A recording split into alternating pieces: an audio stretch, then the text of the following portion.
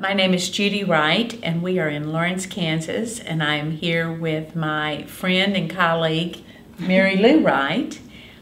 We are not related, by the way, but we are part of a group that were the founding friends, or a small group of women that founded the Fairy Godmother Fund. It took maybe 3 or 4 months of a lot of meetings to decide twice a month. Yeah, how we wanted to do what we wanted to do, what we wanted it to be called, how would the money be expended, and we weren't trying to do the same thing that an agency does. In other words, there were needs that would never be funded by another agency in town because they didn't have the right qualifications. But they were important needs, and usually needs that were under $500. And they were also needs that we wanted to be met within 48 hours. There was a quick turnaround time. And I'll give an example of that. A single mother with a child has a new job, but her car is broken down and she can't get to the job.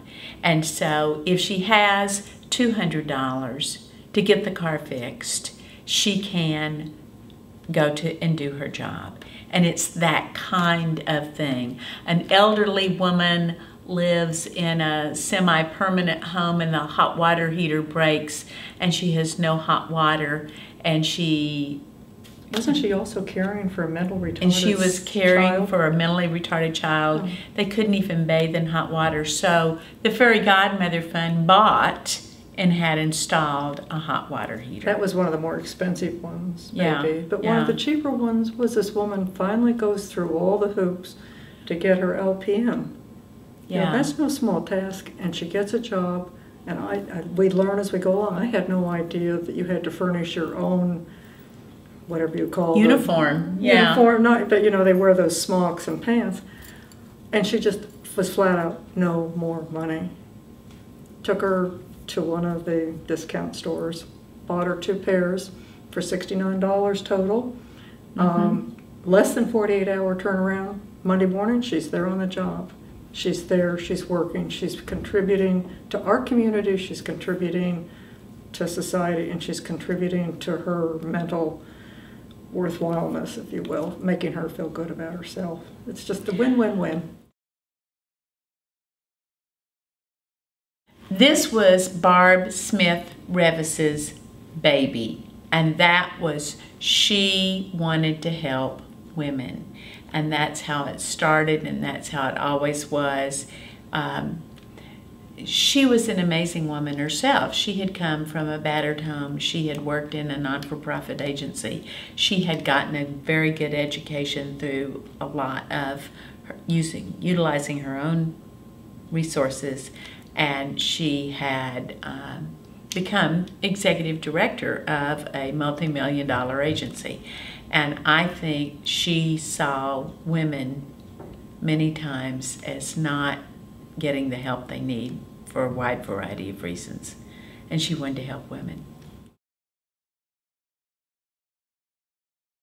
There were several of us that had different jobs to put all the pieces together, and Margie Williams and myself were kind of asked if we would come up with a name. And Margie and I were kind of stuck on acronyms, you know, like WIN, Women in Need, or Lawrence and Douglas County Women that Need Help, or Emergency. And we just never could really find anything that clicked with our group. We would brainstorm all these names and bring them back, and it didn't work.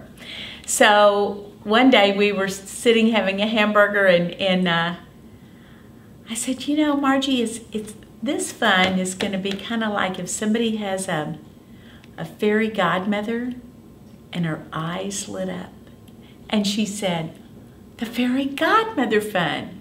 And then we just died laughing, and we said, oh, they'll never go for it. Never go for it. Well, of course, not only did they love it, but since this time, 2 other communities have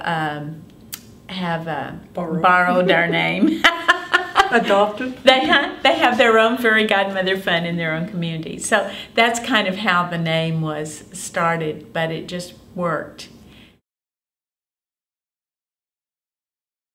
Barb Smith Revis also had a very strong feeling that this fundraising should be a grassroots effort, that we should ask 1,000 women in Douglas County to each give $100, and we would have a $100,000 endowed fund that we could put at the Douglas County Community Foundation, and it would be there for perpetuity, and we would expend the interest on the fund for women for emergency needs.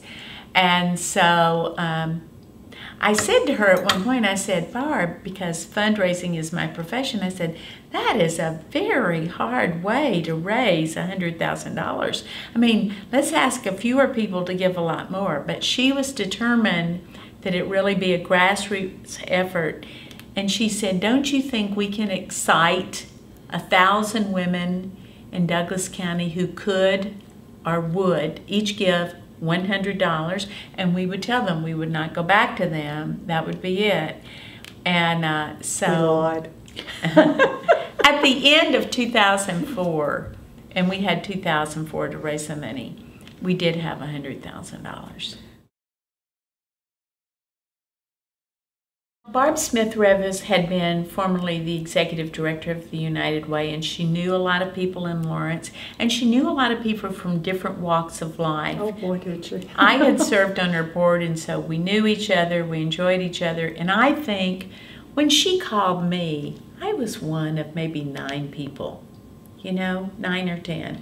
And I think she looked upon me and my profession and what I do is, okay, there's an avenue that needs to be tapped, but gosh, we've also got these other avenues too. We had teachers, we had some social workers, we had all bankers, lawyers, graphic artists. She's saying she's putting S's on all those words. We had a lawyer, and we had. Well, that's right. We did have 2 bankers. Yeah, we did, but I think what she thought was, I'm going to get some people from different walks of life that are involved in the community and care about what's going on, and bring them together and get them to help us do that. So I feel just blessed or lucky that she picked up the phone and called me that kind of late one summer night. I think it'll be around for perpetuity. We hope. I think that the fund will grow over time. And I hope that it will grow enough to be able to meet many needs. We know it will not meet every need, but that doesn't keep us from wanting to make it happen. With the 25 agencies and we have a lot more nonprofits in town that do a wide variety of things, but there are cracks, and that's what this fund is about.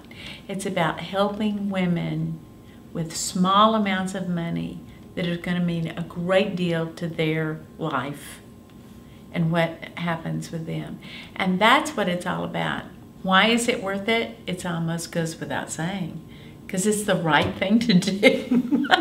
It just is, you know? That's too noble. I'm sorry. It's just the right thing to do. You know, I don't think we get much feedback. We hope that each recipient will know that a fairy godmother waved her wand, and that someday in the future she will too be able to wave a wand and help somebody along the way.